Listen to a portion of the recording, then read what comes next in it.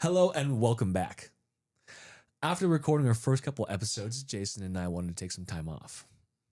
We really wanted to reflect back on what we were doing and to make the Coffee and Clay podcast a better viewing and listening experience. In addition to that, too, we wanted to go back into prayer to remind ourselves why we were doing this podcast, which is ultimately to glorify the kingdom of God. In addition to that, too, a lot of things happened in both Jason's and I's personal life.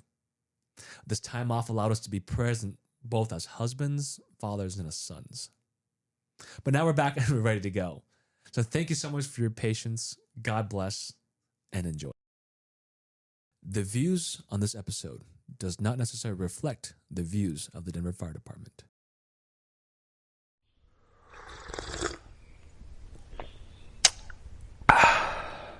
Oh yeah, God is good. Welcome to the Coffee and Clay podcast. This is your host, John Pham, and our producer, Jason Lee. Here at Coffee and Clay, our goal is to showcase the humanity of Christ's church here on earth. We do this by storytelling and having genuine human conversations, all while sharing a cup of coffee. Both Jason and I, we're not theologians, not spiritually gifted. We're just ordinary Christian guys who love coffee and want to glorify His kingdom. So sit back, relax, grab a cup, and remember that God is good. So today we have Deacon Derrick Johnson, Deacon Derrick Johnson here at the Archdiocese of Denver, also a Captain and Chaplain of the Denver Fire Department. So welcome, Deacon. Thank you. It's great to be here with you. Oh, thank you. Yes. You know, it's funny because with you, Deacon, it always seems like I'm not sure what to call you because I work because you're a captain, so I'm like, hey, Cap, and then outside of the diocese, like, hey, Deacon, and so I'm like, Deacon, Captain, Deacon, Captain. Yeah, I answer to a lot of different names. So in the professional life, I have people that call me Derrick. I have people that call me Cap. People still slip and call me LT since I was lieutenant since 2013. Just a newly promoted captain. And then obviously in my diaconal life, I'm known as Deacon Derrick. So I answer to a lot of different things, but I'm just, glad people remember my name more than anything else. Yeah. Deacon, before we start off here, I just have to ask, like, your mustache. Oh, it is gosh. It is epic. Like I that's a mustache where I dream of having. Yeah. I can only get the little, razor thin mustache. The wispy mustache. Yeah, it's super sparse. Yeah. And I'm sitting there and I look at yours, I'm like, man, I'm envious. Well, it's funny. I grew up with a dad with a mustache, and my whole life I was like, it's just always a funny thing to me. It was always a dad thing, right? So and having a dad with a mustache, I just never really thought to grow in myself. And then a couple of years ago, my wife said, well, you should grow a mustache. You should try. I said, well, I'm half Vietnamese. And my dad is Scottish, Northern Irish, English. And I'm like, I just don't think I can do it. Same kind of thing, right? And so she goes, well, just try. Just, see how it goes. So I grew it, and my wife loves it, and I've grown to like it. But it's something that everyone sits there and goes, oh, I bet your wife hates your mustache. I'm like, actually, she's the driving force. The reason. Yeah, she's the impetus to this mustache. So I keep it, and if I ever threaten to shave it, she actually gets quite upset with me. So here it is. This, I guess, the Scottish and the Irish and the English kind of coming out and dominating the Asian genes a little bit. Oh, so, yeah, very funny. It's funny. I have a guy at Station 16. He's always had a mustache, and one day he shaved it off. And I couldn't tell who he was. I was like, who's this guy coming into work? And after a while, he was telling me, his girlfriend was like, I think you're one of those guys who has to have a mustache. Right. You look funny without it. Yeah. Cause it's like when you shave your mustache, like you shaving your eyebrows off. Well, I always joke it's like a third eyebrow. You know what I mean? It's It's like this like lip eyebrow thing. And so, it's kind of grown a life of its own. When I go to pick up my son who goes to school, at a Catholic high school down in Denver, there's one of his classmates who always comes up to me and he goes, epic mustache. I'm like, oh gosh, now I think I become that guy that all of a sudden I can't do without this mustache.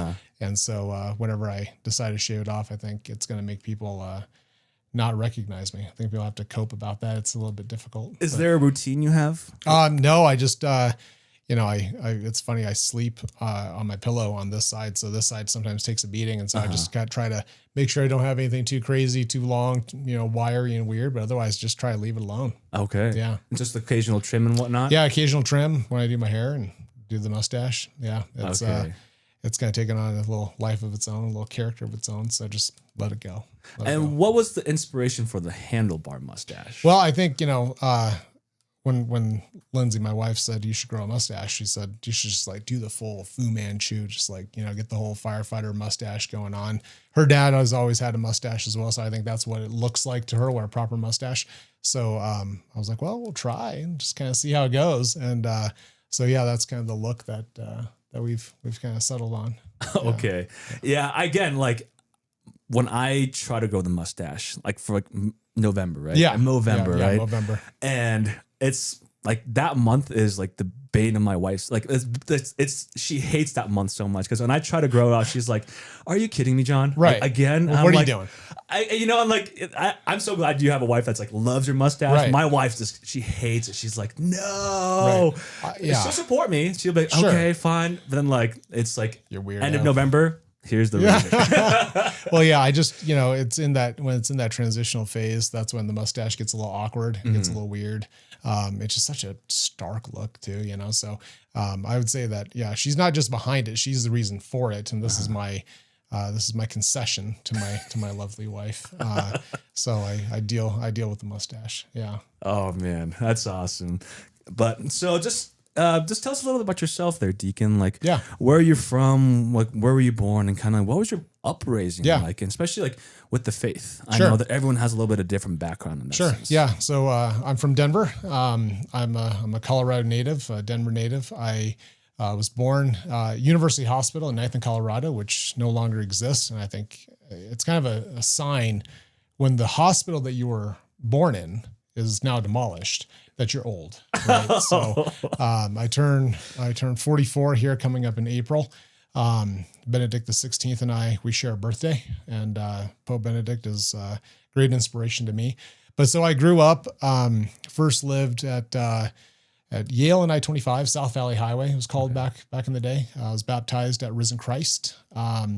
And my baptismal birthday is April 29th, St. Catherine of Siena. Pray for us. And so I grew up. My mom, she's from Vietnam. She's an immigrant.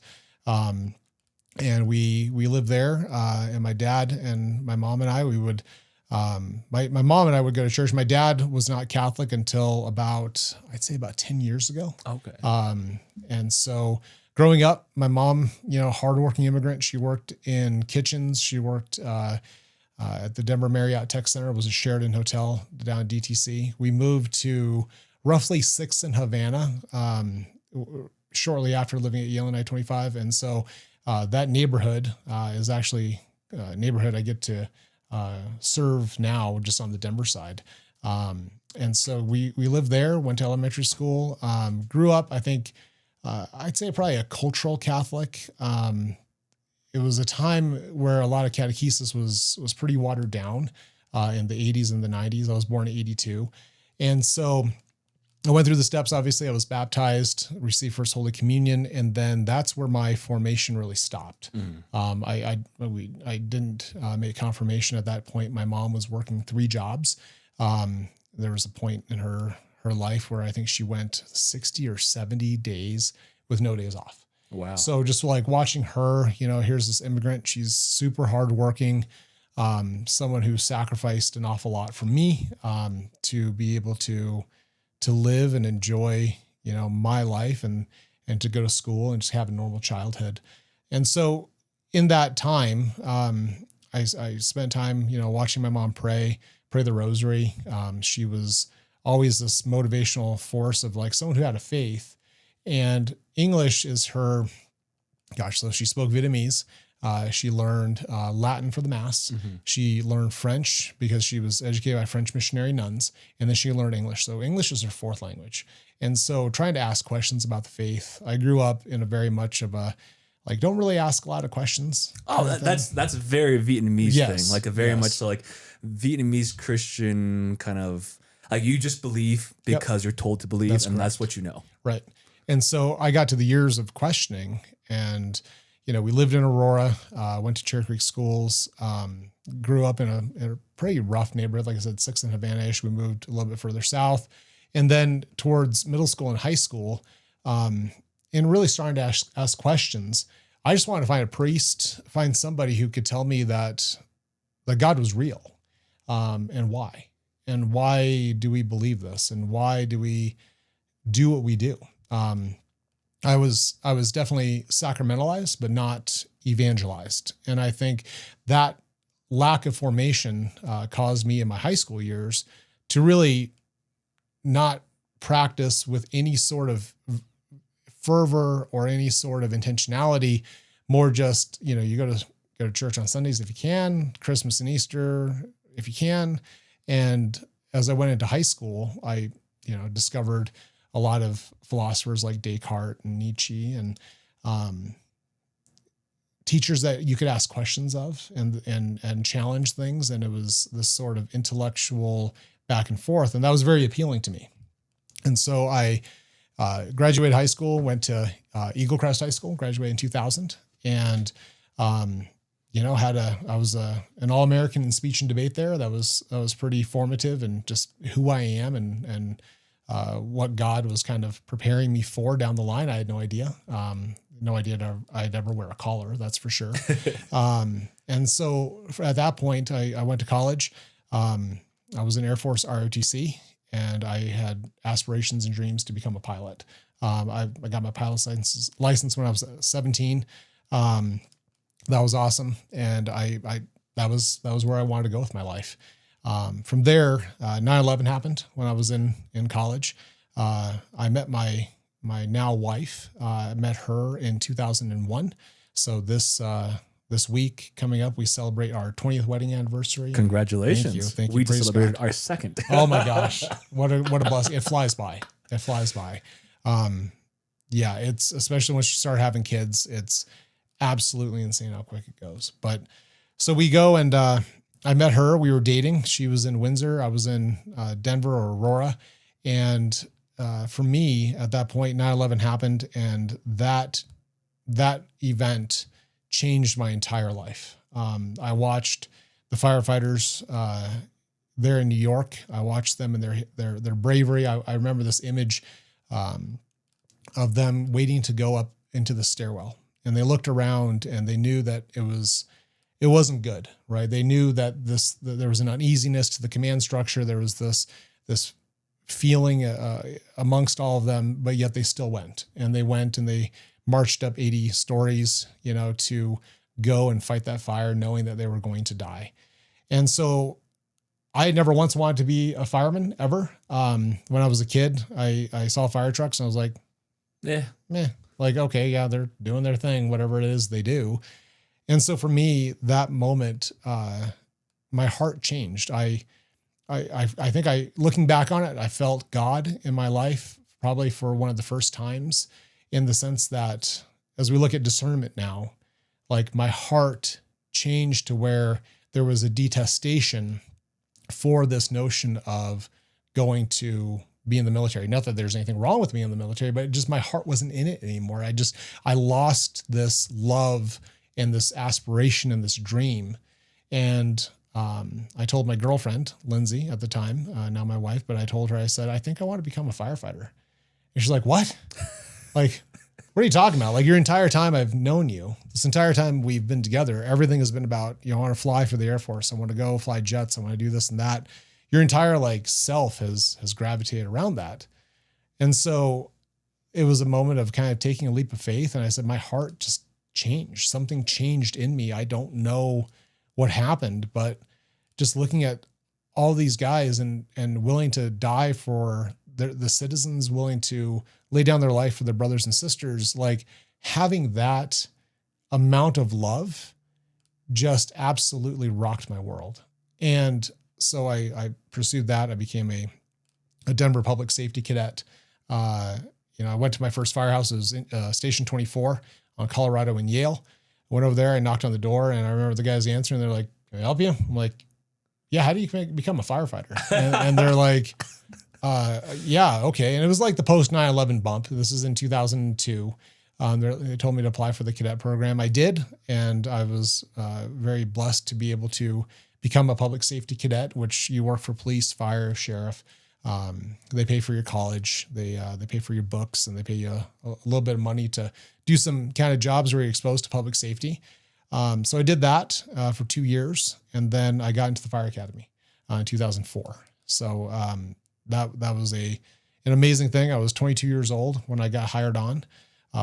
Which looking back on it, I feel like that 22 years old and all the responsibility of becoming a Denver firefighter, that was really, really difficult. I was like, I don't think I was ready at that point. I mean, like, you were probably way more mature than I was, though. At 22, I knew. I was like, yeah, like, I couldn't only imagine being a 22-year-old and being a firefighter, riding on a multi-million-dollar fire apparatus, and then kind of like the public depending on you.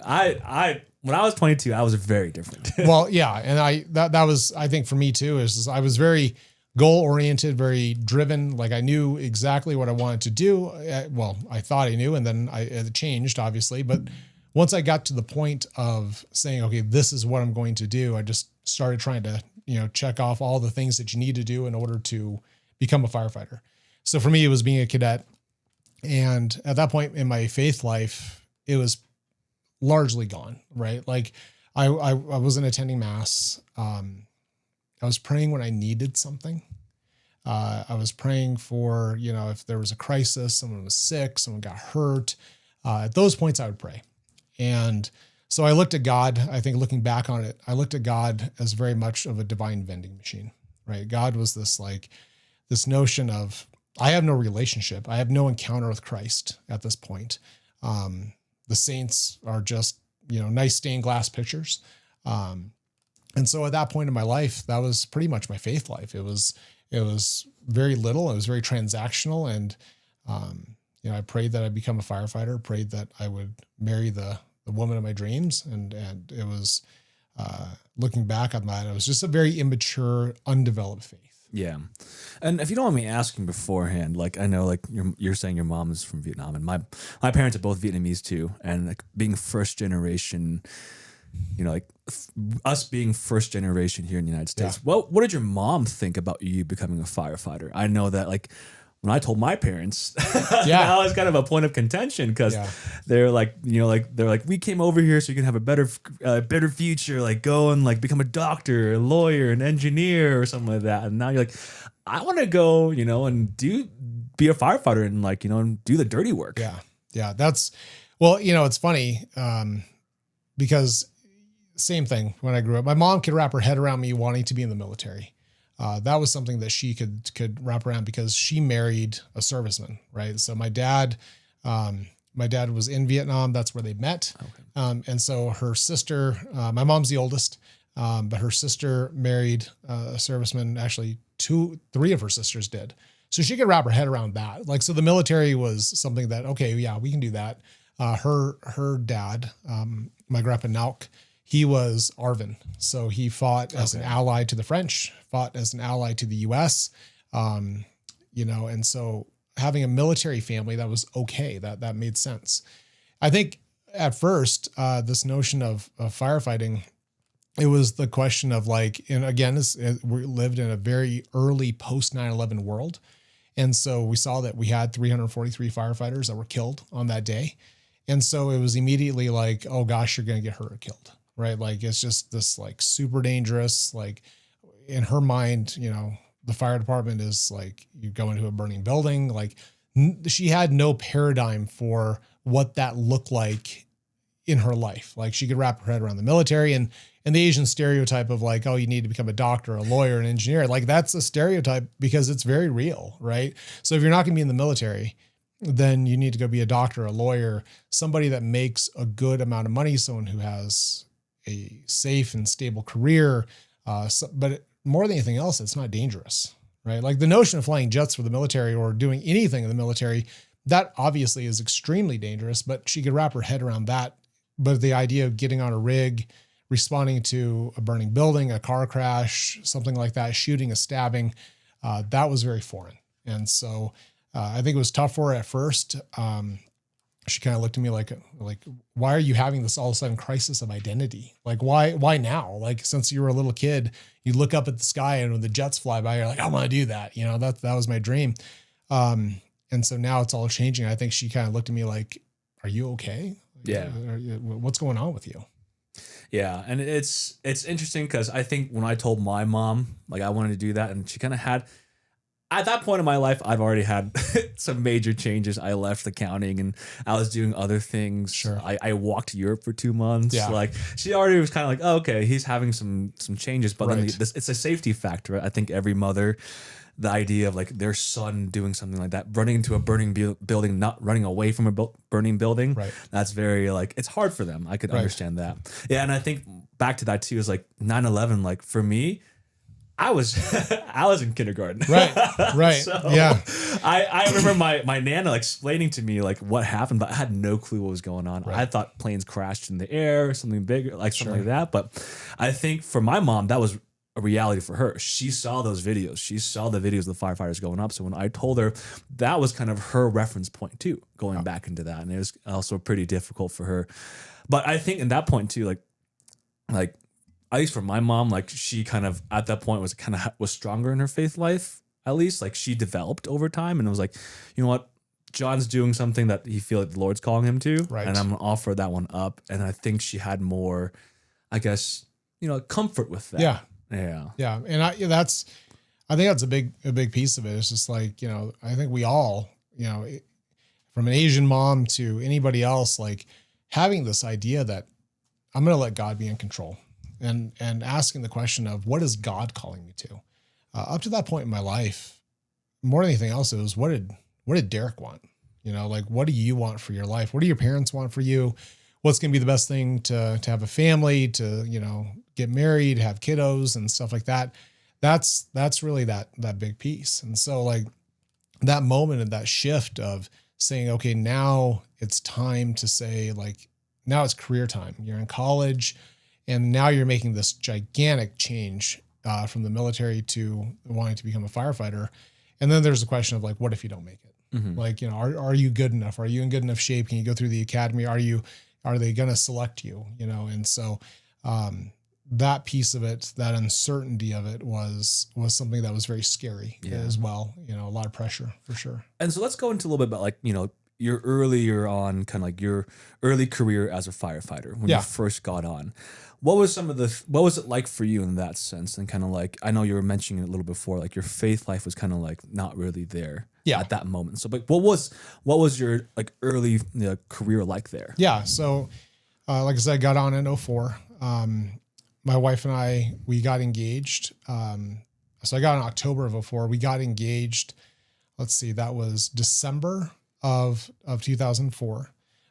So I was engaged in the academy. Graduated the academy in February, and I got assigned to a truck on Cap Hill. And it was this crazy, like, okay, I'm leaving the academy and I'm going to the super intimidating rig with all these super amazing firefighters. Like the reputation of that truck was just out of this world.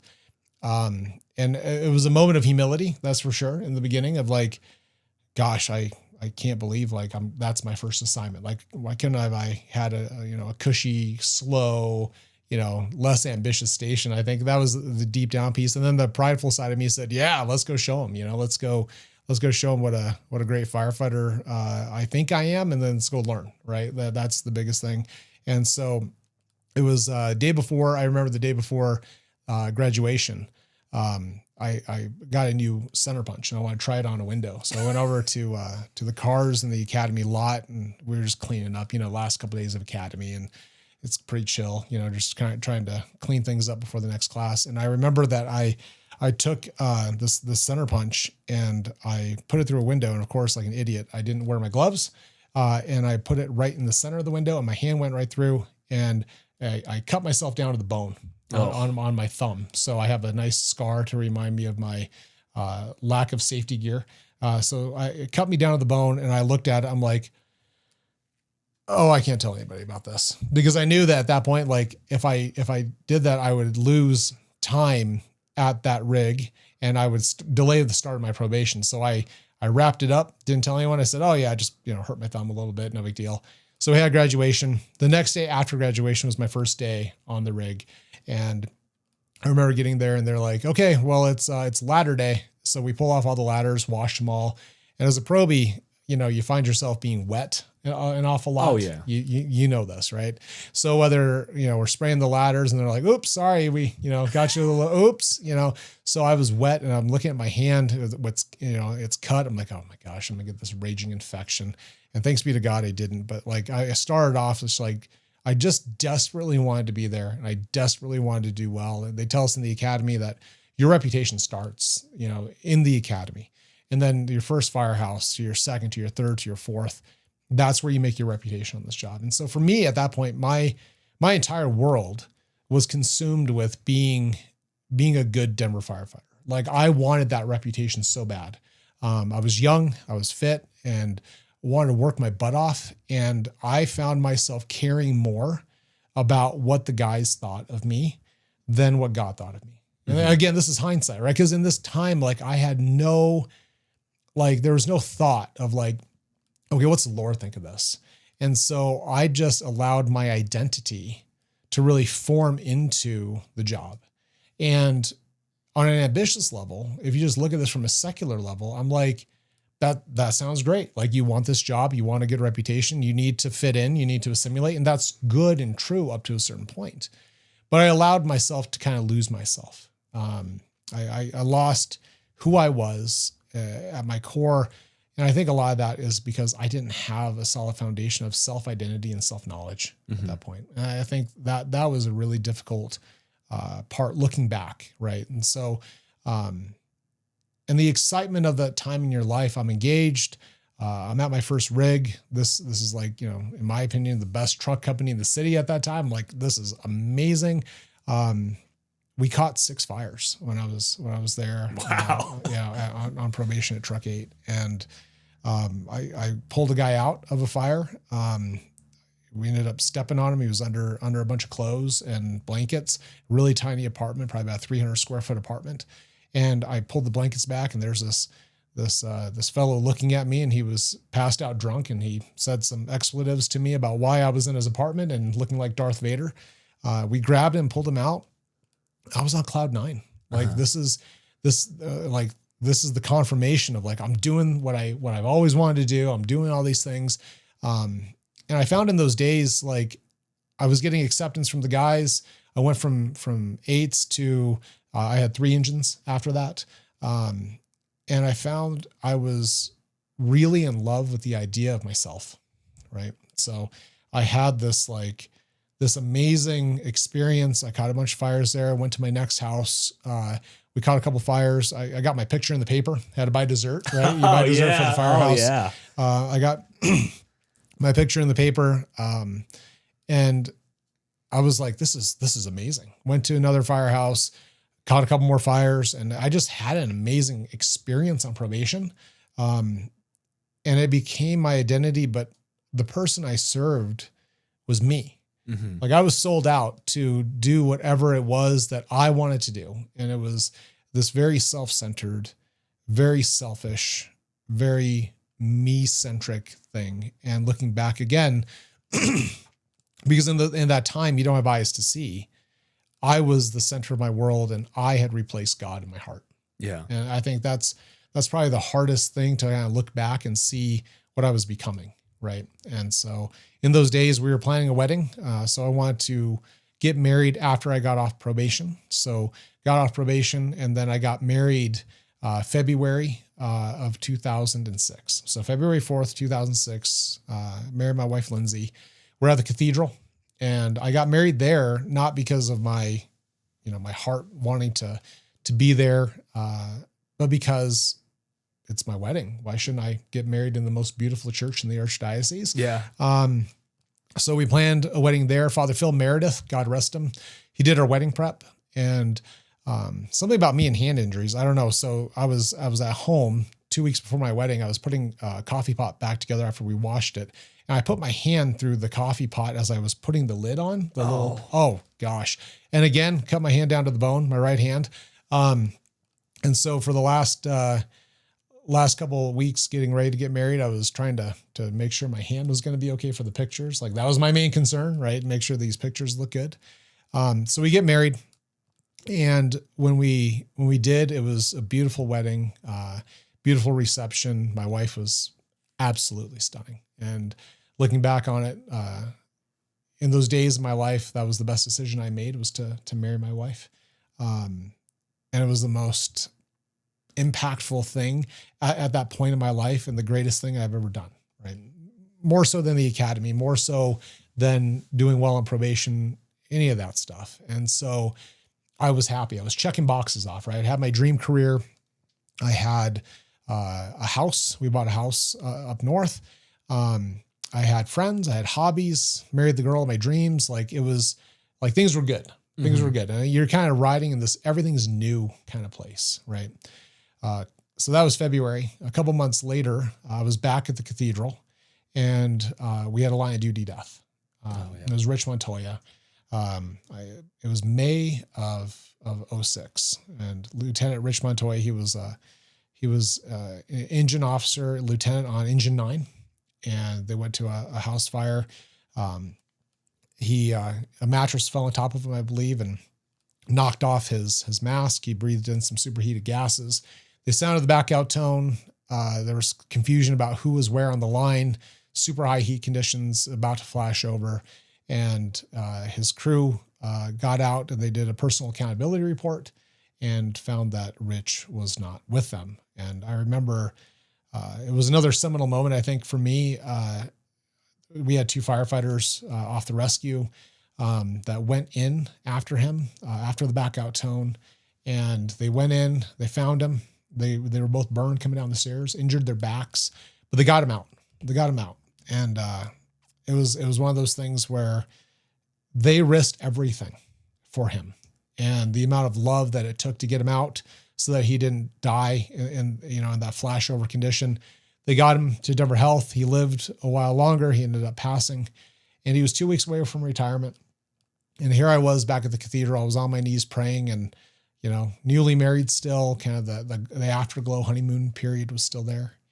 And I just looked at the amount of love, and I remember his picture up near the casket.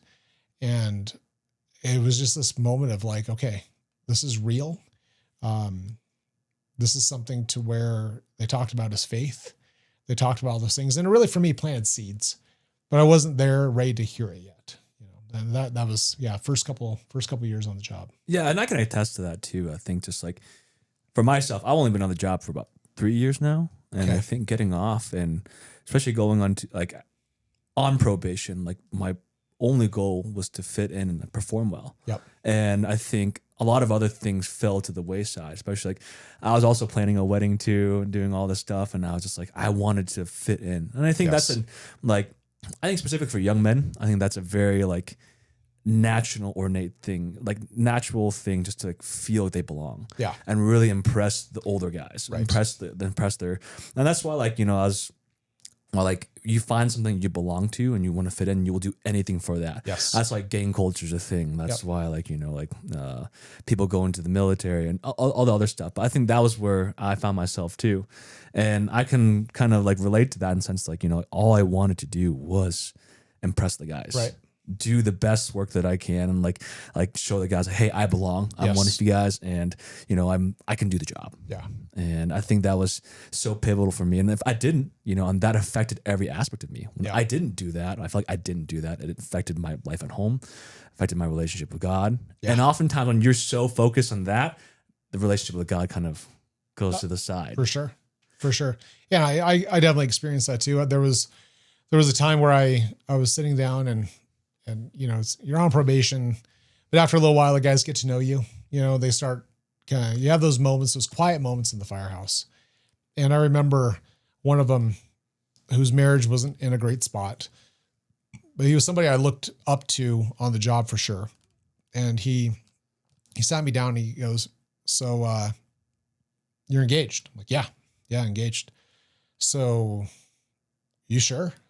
I'm like, what are you talking about? He's like, are you sure you want to get married? Because that you're 22, 23 years old on this job. Like you're going to have, this freedom and this ability. The world's your oyster, right? Yeah, the world's your oyster, right?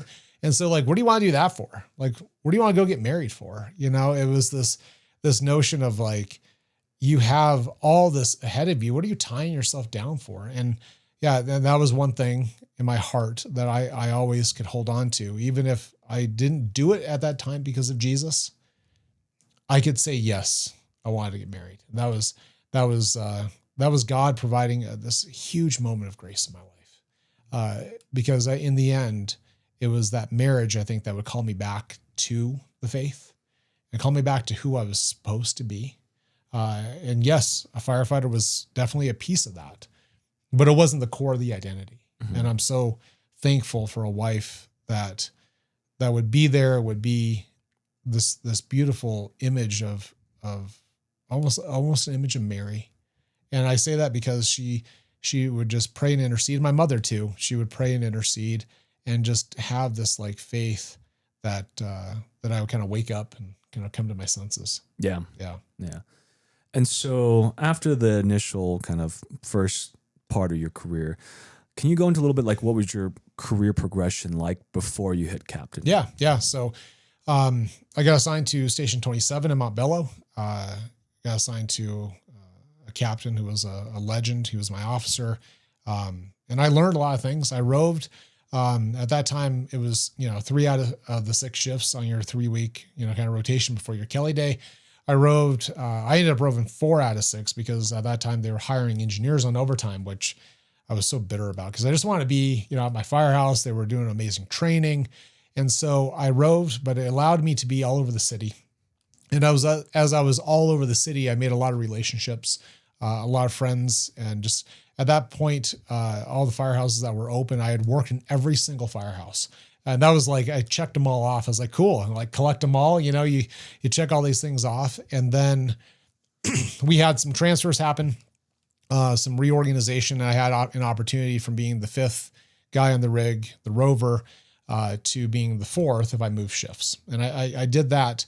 And as I did that, I just kind of found, sometimes you don't know what you have until it's gone. Yep. And so like, if you're in a good spot, I tell guys now, if you're in a good spot, don't look to change just to make that change because sometimes the grass isn't greener.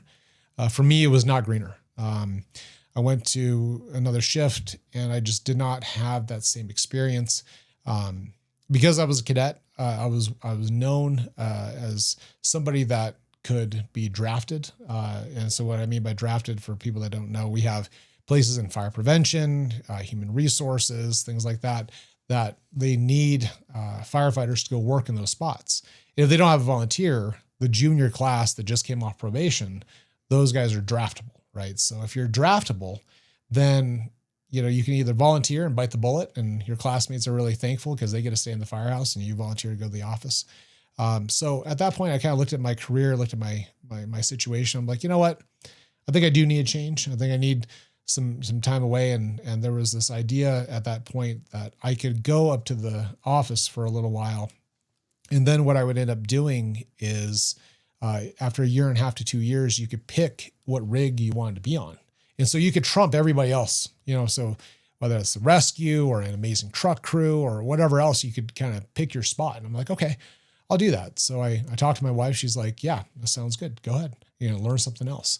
So I went to fire prevention as a technician, and I met up with a lieutenant who was another very instrumental person in my life, Lieutenant Mike Berlin. He passed away. He passed away actually a couple days before I became a deacon. He was supposed to go to my ordination, and he ended up dying in hip surgery. And Mike he got on the job April 1st, 1982. I got on I was born April 16th of 82. And so I used to always sit there and poke him and you're like, hey, Mike, do you know, when you're in the academy, you're like 2 weeks in, I was just born. He'd say, shut up, Derrick. Don't talk to me like that. I don't want to know that, and he's just this old grizzly, amazing legend of a truckman on our job. He was on truck 11, on truck 8, spent his whole career just amazing amount of fire experience, and his body was kind of given out on him. So he went up to fire prevention. He was the systems lieutenant. He was testing systems. And so, I just listen to his stories. Try not to annoy him too much with my youthful exuberance. His favorite thing to call people was idiot. He just sit there and shake his idiot. And so I got called an idiot, probably more times than I want to admit. But I went up there and there was a lot of seniority up there, a lot of firefighters that had been on the street for a long time. And it gave me a chance to kind of pause. I was back on a day schedule, which really helped. At that point, my sleep schedule wasn't great. I was kind of struggling with coming home, taking a nap or going to sleep. And then I would wake up and just kind of be grumpy. And I was not the most savory person on the day coming off shift. And then the day before I went on shift, I was so hyper-focused on that. So breaking that cycle for me was a really good thing. My wife noticed that was going well. And shortly after that, we became pregnant with our son, Jack. She was expecting, and it was great that I was home at night, just in case there was anything going on with the pregnancy. I was learning an awful lot at that point about systems. I had no idea that the fire department was so involved in, sprinkler systems and fire protection systems. Had no idea that we were involved at all. And so I was going out to job sites. I was testing systems. I was learning how standpipes work, smoke control, fire protection systems, alarm systems, elevators, hazmat protection systems, like you name it. There's a system for it. And so it was a new kind of a pause in my firefighting side. And then I started looking around and saying, okay, well, how do I bring this knowledge to the streets? How do I bring this knowledge to operations?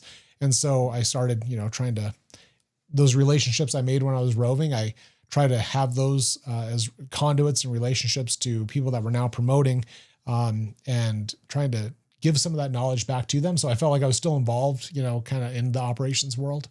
But, coming up was my son being born, and I had these plans to go back to the streets. I talked to Captain Ron Horn. He was the captain of Tower 23.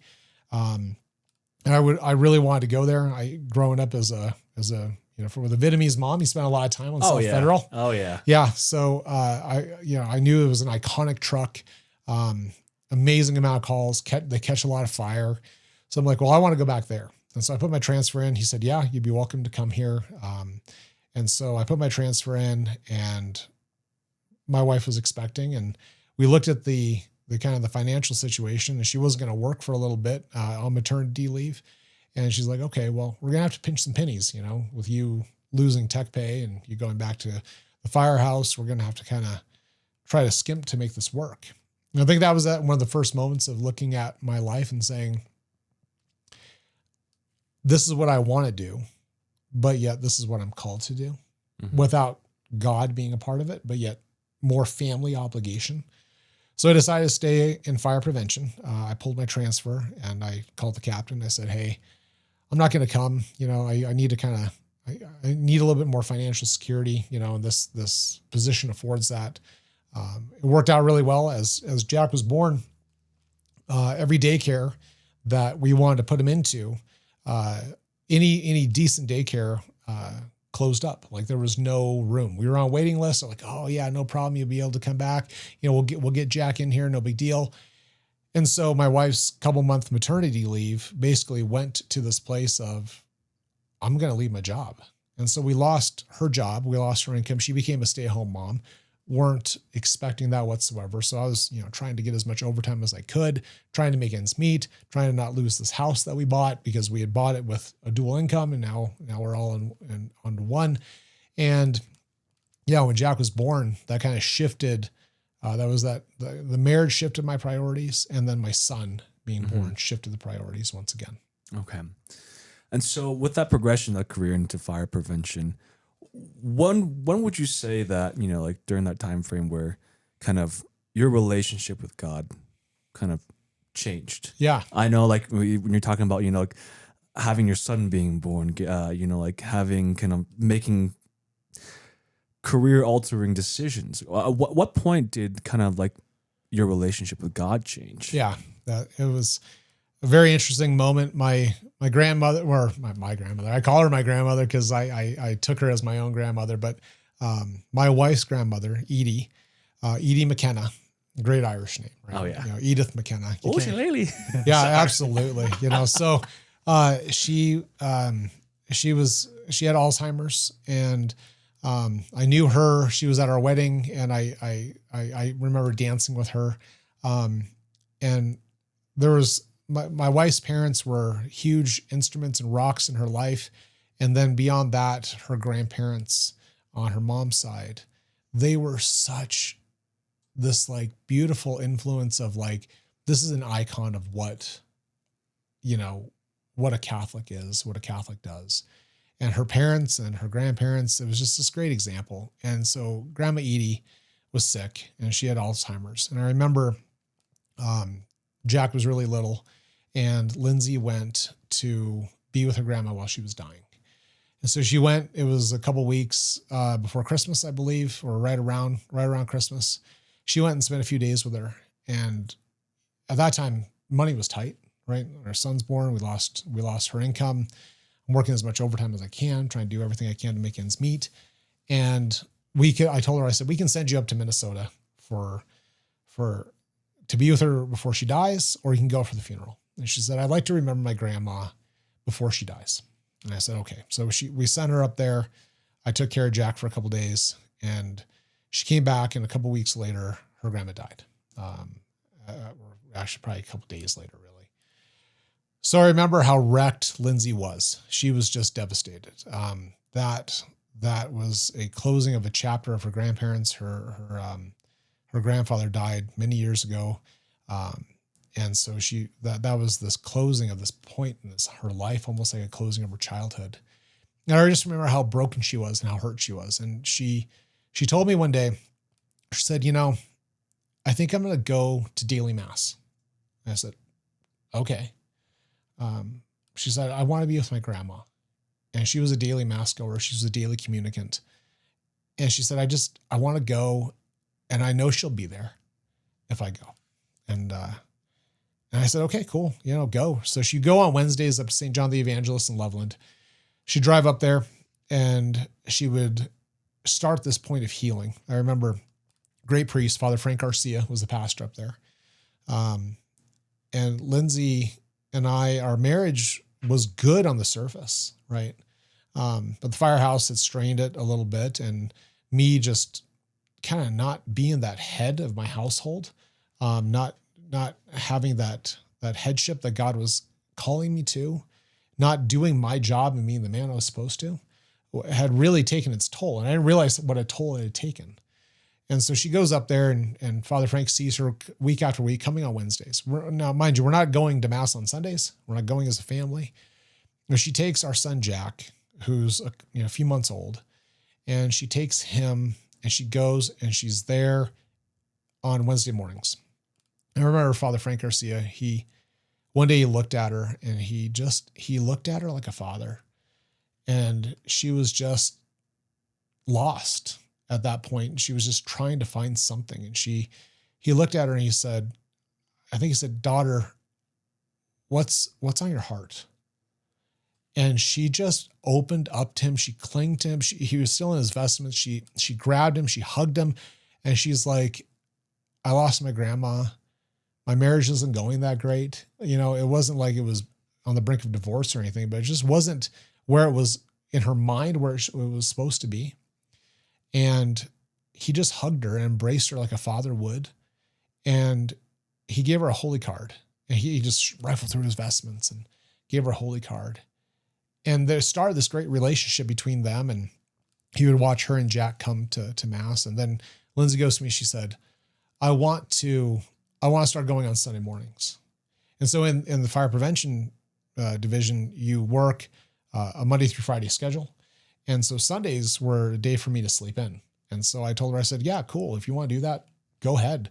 I said, would you go to the 7:30 or 7 o'clock mass though? Because that way I can sleep in. And then when you come back, you can make me breakfast. And I'm like, looking back on it, like what a jerk thing to say, right? Like what a terrible, shameful, awful thing to say. But that's where I was, right? I was me-centric. And she said, yeah, sure. Sounds good. So she's going Wednesdays. She's going Sundays. And there was a joy, a palpable joy that started happening in her life. And I started watching her smile again. She was healing. She was coming to this place of just something that I never had. And I looked at my life. I'm like, okay, house, career, wife, son, friends, hobbies. I got it all. Check, check, check, check, check. All the boxes, check them off. But I was so pissed off watching what she was doing, not because of her, but because of me. I'm like, why is there something missing in my heart? Why is there something missing in my life? And I remember just feeling this feeling of like, I'm just like watching her go back, and there's this palpable joy, this light coming from her.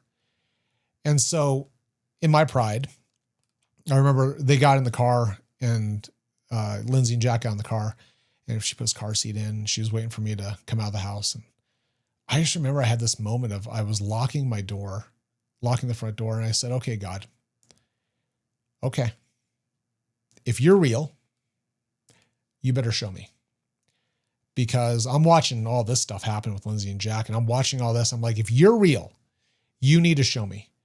And I'll buy in for a year. I said, I'll buy in for a year, but if you don't show me in that year, I'm gone. And when I'm gone, I'm done. I'm done forever. And I had this tumultuous relationship. Like I said, of just I would pray when I needed something. I didn't really know that I believed. All the questions I had when I was young and trying to be formed was no one could ever answer anything. I was going down this place where I, was listening to a lot of post-enlightenment philosophy, and I just wasn't even sure God was real. And so I made a list of questions. I made all these objections that I had, all these things that I didn't believe in the faith. And I got in the car, closed the door. So I'm going to church on Sunday.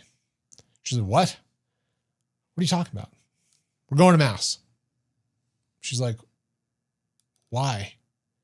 Like, what? I'm like, I'm just doing it. So I went to mass. Hadn't been to a regular Sunday mass outside Christmas and Easter for years. And I met Father Sam Moorhead, who to this day is one of my closest friends. Him and Father Frank kind of started walking with me, and I was listening to their homilies. And for the first time, I heard something that felt intellectually Catholic. For me, my head informs my heart. My heart doesn't inform my head. I need to understand it intellectually. And so I heard these homilies, and I'm like, there's something here. And Lindsay goes, you're not confirmed. Have you thought about becoming confirmed? I'm like, yeah, sure. Let's try that out. And for the first time, the faith was actually making sense.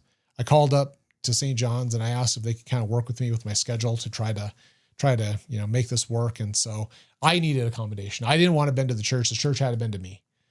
And so I remember Father Frankie called me, and the moment, I think this is one of the greatest moments of my conversion. He called me up. I was in the parking lot. I was eating lunch outside fire prevention. And he called me up and he said, hey, I hear you want to take confirmation classes, but you don't want to come to our regular classes. I said, oh, my schedule, stuff like that. And he goes, okay, well, you can meet with Brian Wallish, who's the director of religious education. You can meet with him, and we'll meet on whatever day you want to meet. But I just got to tell you, you got to stand up and actually be a man. Oh, man. Okay. And I've never been talked to by a priest like that ever. Right. Like he told me, he goes, you need to stand up and be a man. I said, excuse me? Like, do you know who I am? Like, I'm a firefighter. Like I've done all these things in my life. He goes, yeah, I watch your son and your wife. They come to mass and I see what she's doing, and it's beautiful. But if you don't actually step up and be the priest of your household, none of it's going to work. Like, what are you talking about? What do you mean none of it's going to work? He goes, studies showed like 95% of boys that grow up without a father practicing, they're not going to stick with their faith when they become adults. He goes, so you need to stand up. You need to be a man. You need to be a priest to your household. I have never been talked to like that in my entire life by anybody, let alone a cleric. And I got pissed.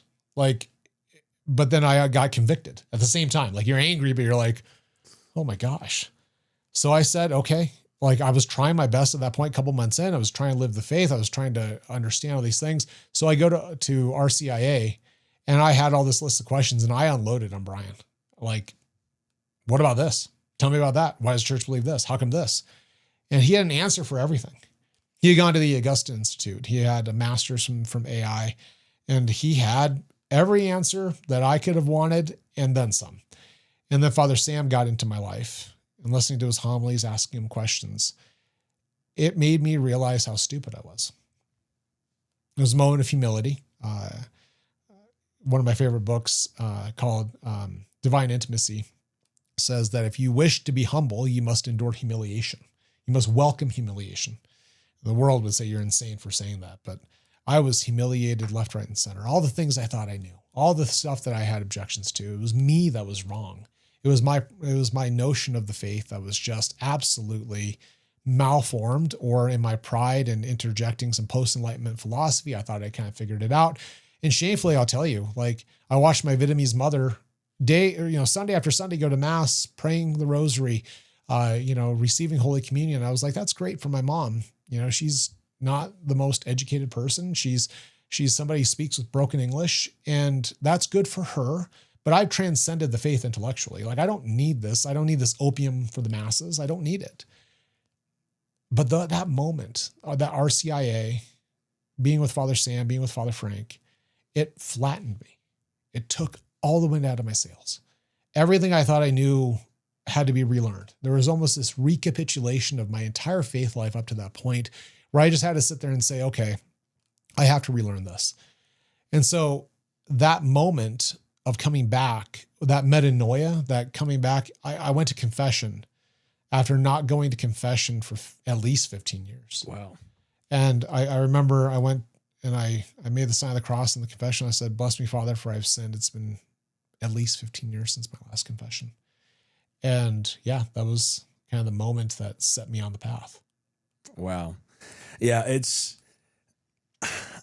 just insane how sometimes like God can really just point the mirror back to you. Oh, and absolutely. I think as a man in general, like I think we tend to have tendencies of like, hey, I know what I'm doing. I'm doing the right thing. I'm down this path. I'm making the decisions for my life. And yeah, I remember when you're talking about humility, I'd pray the litany of humility, and I didn't understand like how powerful that was. Right.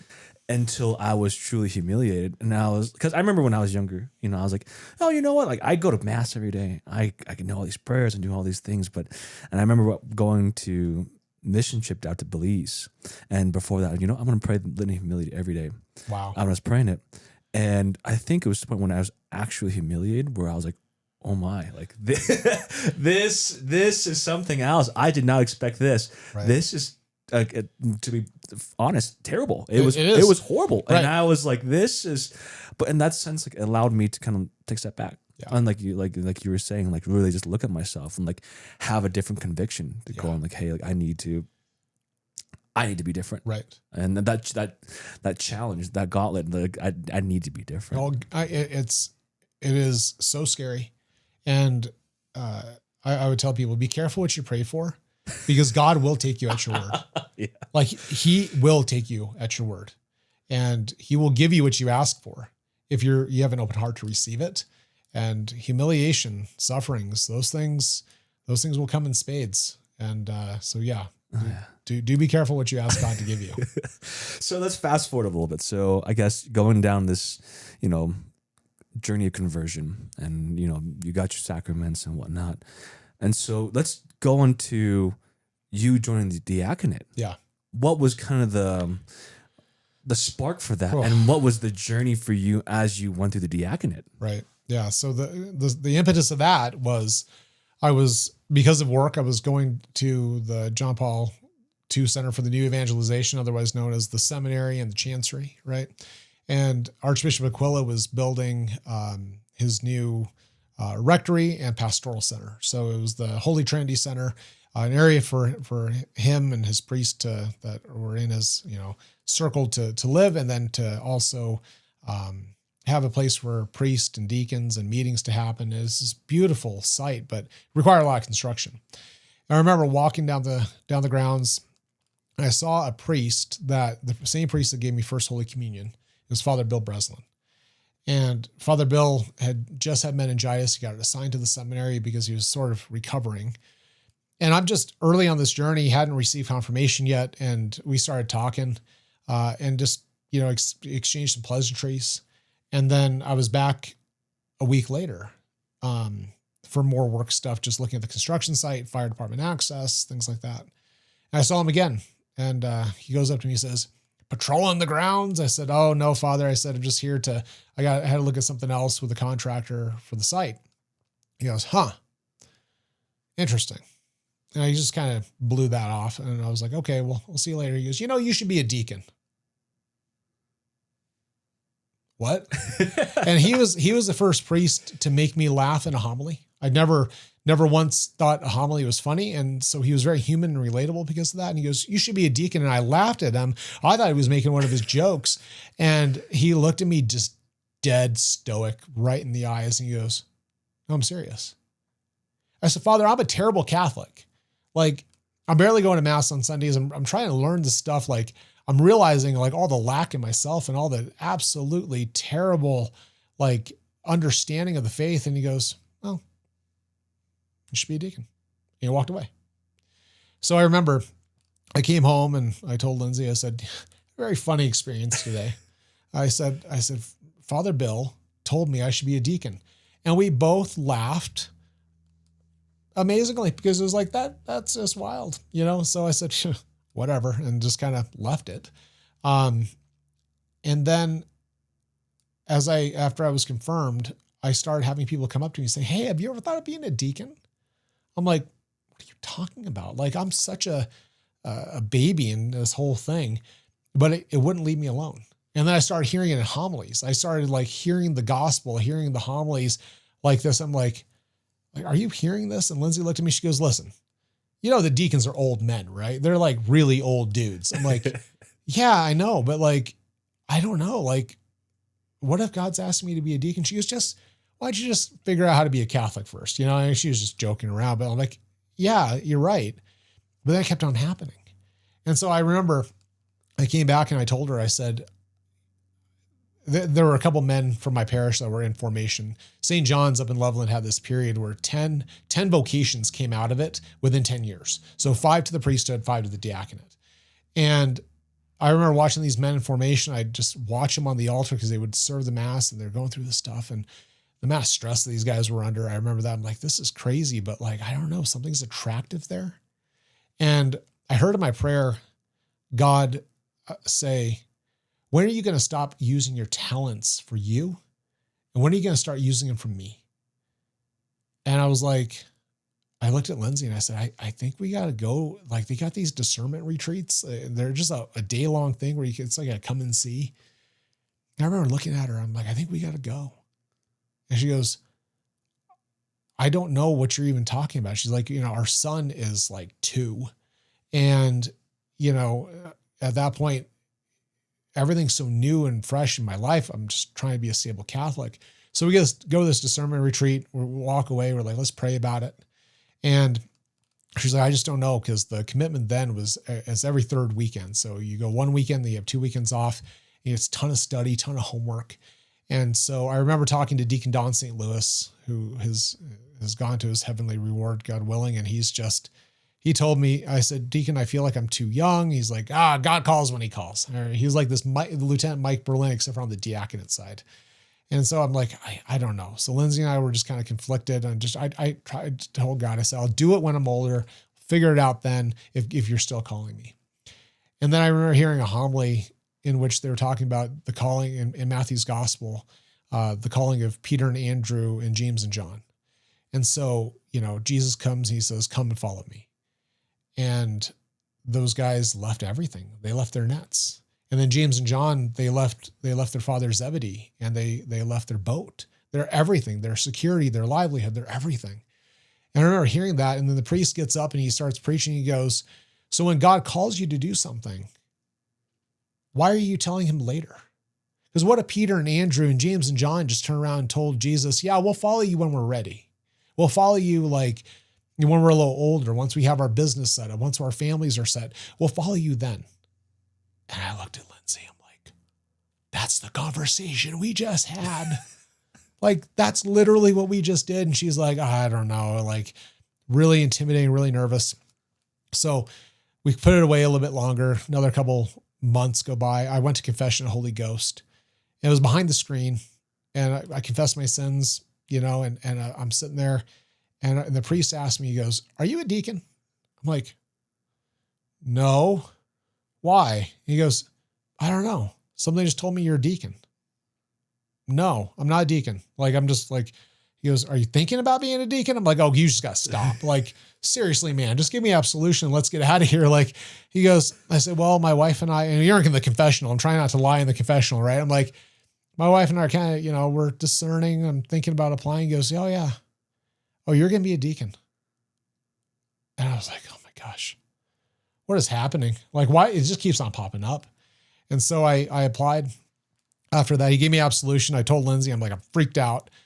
And she's freaked out, but I felt this conviction, this peace in my heart that this is what I'm asking you to do. And I'm like, God literally is just not leaving me alone. Like, he is not stopping with this. I had just been confirmed. I was confirmed less than a year. I applied. I'm full of fire now. I'm like, okay, if this is what God's calling me to do, I'm going to do it. Lindsay's like, okay, well, I guess this is what God calls us to. We're going to do it. So I go and I apply to the class that was going to be ordained in 2019. I go through the whole application period, and I was told, "Sorry, you need to wait." I'm like, "What are you talking about? Like, everything points to like me doing this. I finally got everybody on board." "Nope, you have to wait."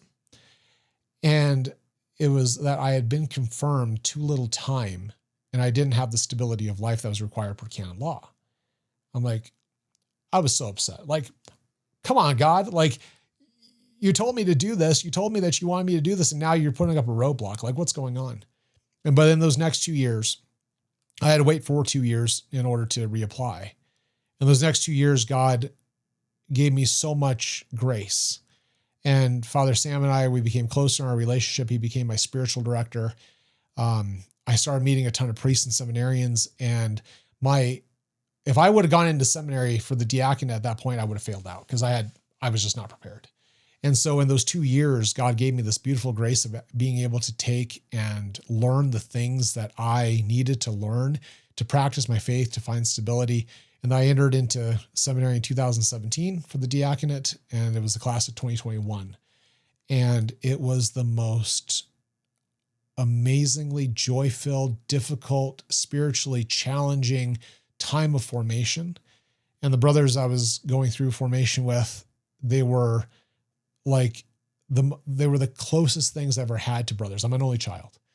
And I just remember this time of like, okay, I could feel that this is where God called me to. This is the right path. And in my marriage, it was stable. We had found this place of closeness because Jesus became the center of everything. And we loved him more than we loved each other. We loved him more than we loved ourselves. At least we were trying to. And this next step, even though a lot of people, friends were like, "You're insane. Like, you just got confirmed a couple years ago. Like, what are you doing?" But it was what God had called me to do. And that place of entering into formation was just perfect. Mm-hmm. And you know, me asking too, like, what was it like for, you know, guys at the firehouse or guys at prevention who knew you and saw this change in you and this progression in you? What was kind of that like? Did they kind of ask questions? Yeah. Were they like, what's going on? Yeah. So I was already a lieutenant at that time, and I was, I stayed kind of quiet about it at first. You know, it's like if for some reason I didn't make it, if for some reason, I didn't want people to kind of, look at me like idiot and failed out. What's wrong with you? And trying to tell people, oh, it's a discernment process. Like, if I'm not called, God's going to make it clear. Like, that's not understood, right? So I was kind of keeping quiet about it. But I remember at some point I kind of had the courage to tell, to basically tell my peers, like, this is what I was doing. And they're all like, great.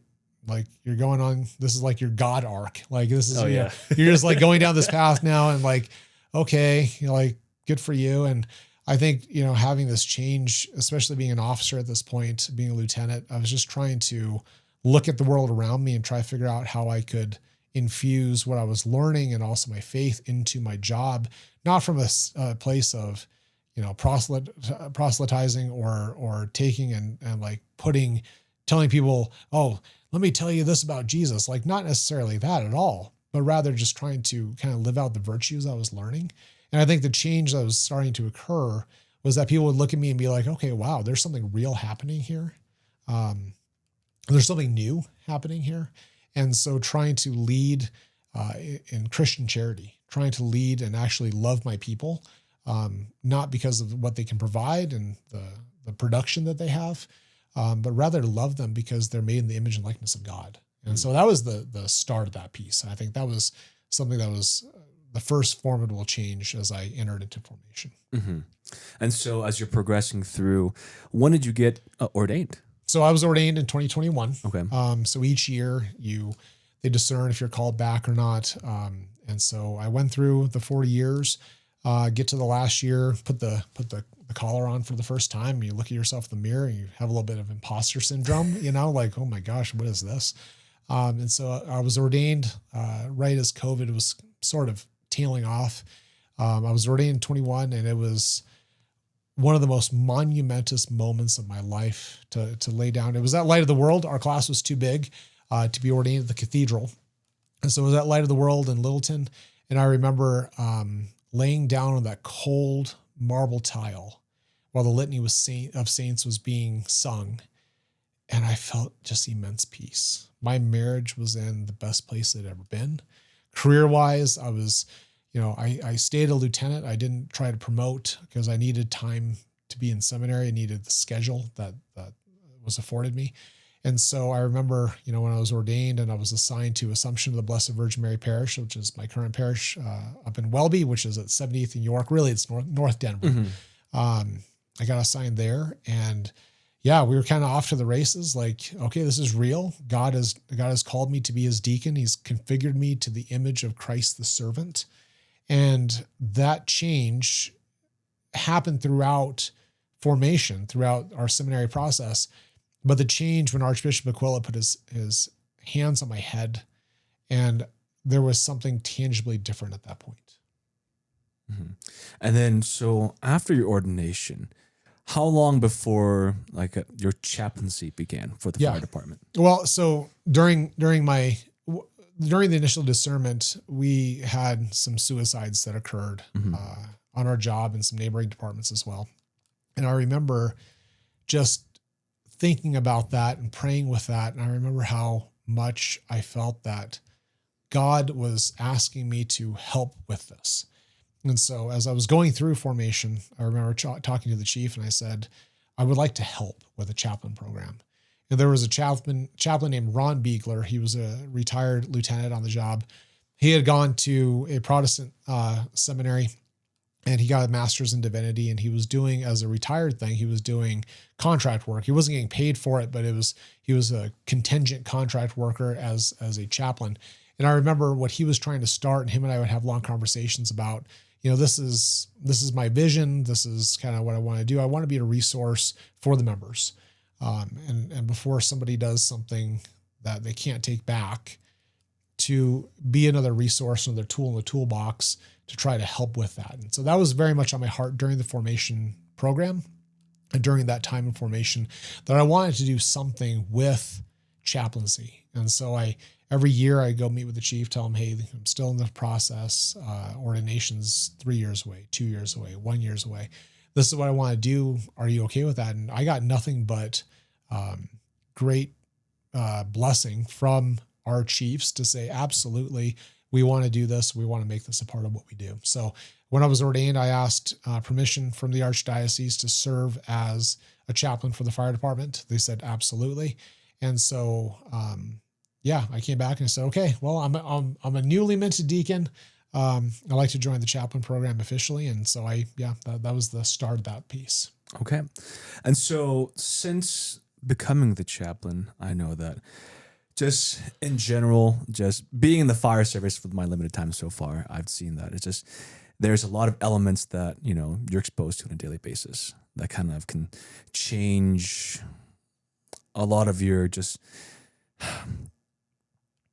mental thinking. Oh yeah. And it can change a lot of things that, sometimes strong Christians can come into it and, and you're exposed to certain things at the firehouse, exposed to certain things while going on calls on a constant basis. It kind of erode away a lot of the foundation that you've built. Yep. And those things were as a chaplain, if you don't mind, could you go into just a little bit what you you see and what you've talked to, people about, like in regards to the kind of a little bit of the erosion of, like, the faith life, erosion of certain things, certain elements of, mental health that you see. Yeah. So, kind of starting that, I was working under, Ron as a chaplain. It's an unpaid position, right? You're just doing this as something to help out, something to be a resource on the job. Ron moved back to Minnesota. And so the lead chaplain position, again, this unpaid position kind of opened up, but the person that talks to the fire chief, the person that talks to the deputy chief and kind of, guides our chaplain program, that came open. And so, I asked them to consider me if they would, to do that. And so they named me the lead chaplain a couple years after ordination. So I had some time as a deacon under my belt. And the biggest thing I think with firefighters and the unique role I wanted to play is we had, Catholic priests who we could go to before. They were a name on a list, right? But I had no relationship with them and I didn't know them. And so, as you know, those of us in the first responder world and military world, we're very closed off, right? Like, someone comes in the firehouse, they're there to present something or sell something to you. You give them a cup of coffee, ask them if they need something to eat. And then what do guys do? They disappear, right? They leave because they're like, I don't trust this person. I don't want to have, I'm not going to expose my vulnerabilities to this person. So with me being, one of us, that was a unique place that I tried to come at chaplaincy with, because I had a lot of relationships with a lot of people already. But what I found was you just get this kind of sugary veneer that a lot of people don't want to get into the vulnerabilities with you. They don't want to go down the road of, hey, I'm struggling with this, I'm struggling with that. And so what I found was chaplaincy started to happen in these little pockets where I didn't realize chaplaincy and ministry was happening. It started off just as a conversation a lot of times with different people. And then, pretty soon they're asking, well, what do you think about this on the job? Or what do you think about this call we went on? I experienced this trauma, or we lost a kid doing CPR, and I don't know, how could God allow that? And then all of a sudden, like this light bulb pops on your head. You're like, oh no, we're not just talking as peers. This is ministry. So that it's not like knock, knock, knock. Hi, I'm here to see Deacon Johnson, the department chaplain. These things happen organically. So whether I was responding to calls from the bureau side, talking to guys, after the fire, whether I go to a firehouse to teach a class, whether I would just have guys drop in and talk to me, all these things started happening. And then these little bits of ministry started to occur. And then at that point, our peer support program was getting ramped up. We had some great leadership coming to peer support. Our affiliation with Nicoletti Counseling Services, they started providing classes. And so I asked that we be placed under peer support, because those guys were going on calls, so to speak. They were going on diffusings and debriefings, and we were starting to build up who was in that chaplain corps. But the problem was that the official chaplain phone, so to speak, would never ring. Like ministry would happen here and there, but actually getting called to do something in the chaplain level, that was something that was kind of few and far between still. And so we went under peer support. We went and gave them we said, hey, we want to be a resource. We're not here. If someone doesn't want something religious, that's fine. But if they need some spiritual care, we're here to be a part of that, whether they're Protestant, Catholic, non-denominational, whether they're agnostic or atheistic, Jewish, Muslim, it doesn't matter. We'll find the resources for them, but we just want to be a part of that. And that caused the chaplain program to really take off, putting us under peer support, giving us that, the fact that our phone was now ringing, we're going out on debriefings, they're contacting us so that, hey, we need 3 people from peer support to do this, this, and this. Or, hey, if you're struggling, here's a list of resources. And so my phone number went out to every single firehouse in the city in the peer support guide. And doing that, then that's when the phone started ringing or people would just drop by. And just those conversations, I think the things that we see oftentimes, if you don't have a good, solid faith foundation, or if you do have a solid faith foundation, the things that we see sometimes can really cause you to question. You see what people do to each other on our calls. You see what happens to somebody, the abuse that they might endure, or you see violence, going on stabbing or shooting, or you see a kid that's being abused, you see a wife that's getting, just got thrown down the stairs, right? These things are hard. And I think for us as firefighters, the coping mechanism that we have just becomes just to either become calloused, but that callousing doesn't always work. And eventually the calluses come off and there's raw skin underneath. And so in seeing the trauma that we were enduring and seeing the suicide crisis that the fire, not just obviously Denver, but just like firefighters in general would go through, we would see that start to erode and people start looking for answers and saying, well, maybe God is the answer. And so I think that's the place that we try to meet people. We try to meet them where they're at. We try to be there for them and just to walk with them. Mm-hmm. And I guess like, as you've seen this program grow and kind of take off a little bit, has there been more people kind of just calling you up and say, hey, I need to talk? Yeah. I need to talk like about X, Y, and Z things. Yes. I would say, chaplaincy oftentimes happens. I always tell people, we talk about evangelization, about how do we bring people home to the church?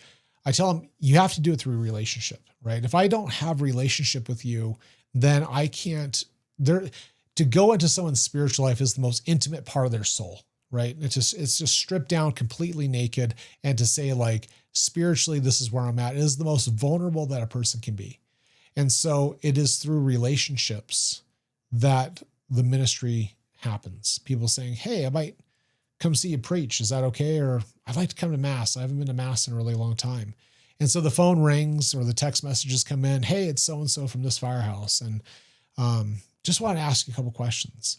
And a lot of times it's seeds that you plant, and it's not something that like, oh yeah, I said these magic words to this guy, and all of a sudden now he's come back to his faith. And it's not that, but rather it's these little bits of just accompaniment. It's a ministry of presence a lot of times, and just being there for, blessing of a new fire truck, being there for funerals, being there for when someone has a loss, when someone loses a kid or any of these tragedies, but then also just being there for just the normal things, promotion ceremonies, academy graduations, has really opened up the ability for them to see us as somebody that we can go to and trust. Mm-hmm.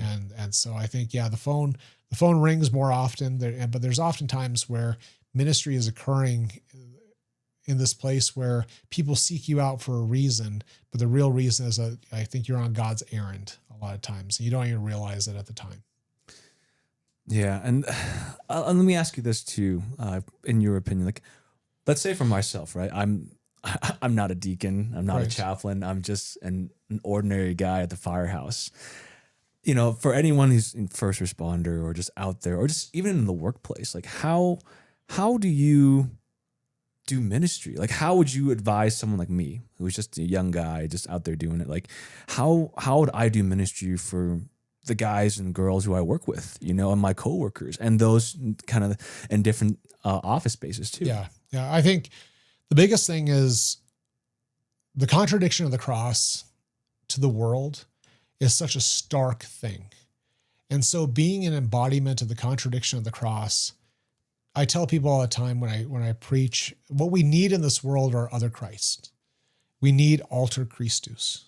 We need people to be another Christ, to be his voice, his hands, his feet, his heart, in a tangible way. And I think from that space, whether that's in the firehouse or the space where you're in your family life or your friend circle or the guys you go bowling with on Tuesdays, just to be this presence of like, there's something different about you. You don't medicate the same way that everyone else medicates, right? You don't go and delve into pornography or going and, drinking or drugs. You're not going out there being unfaithful to your wife, but rather you're a witness of the faith in your everyday, ordinary circumstances. St. Jose Maria Escriva, I was ordained on his feast day on June 26th. He would oftentimes say that it's ordinary holiness. It's the vocation of being right where you're at in everyday situations and then offering that to God. That is what this world needs in evangelization, I think. People that are willing to stand out and be different than what the world sees and to say, I have a relationship with Jesus and it's changed everything. And not to sit there and thump people over the head with the Bible, but rather when people are searching and looking, going, gosh, I've tried this, I've tried that. My marriage is in shambles. My kids aren't getting along with me. They're getting in trouble. I'm having a hard time. When I look at you, and you are someone who claims to be a Catholic, for me to look at you and be like, okay, what do you have that I don't? Why are you able to endure this storm? And not perfectly, not under your own power, but why are you able to do this? And why am I struggling so bad? And it's those windows, I think, when people hit those rock bottoms, that they hit those rock bottoms and all of a sudden they start searching for something else, and there's something to fill that space. And the one thing I was missing when I was so angry, why my wife and my son were so happy, it's what she did to me. She witnessed her faith to me. She witnessed it with Jack. And I realized that I had a hole in my heart. And when I realized the hole was there, and I think so many people these days realize the hole is there because I'm trying all these things. I'm trying what the world says, and it's just not working. So what the hell's the point of all this if none of that works? It's in that moment where we're like, I realize my poverty. And then that's that moment to say, there is an answer. And there's something that can fill that hole. And it's not a something, it's a someone. His name is Jesus. And he loves you immensely. And there's something more to this life than just moving from thrill to thrill, where there's something more to this life than moving from medicating to medicating. But there's something else that has a lasting meaning. And when you give your life and you center your life on him, he becomes everything. And that gives purpose and meaning to all the life circumstances that we endure. And I think that witness is so profound, and it's so countercultural, and it's so different than what the world presents, that just might be crazy enough to work.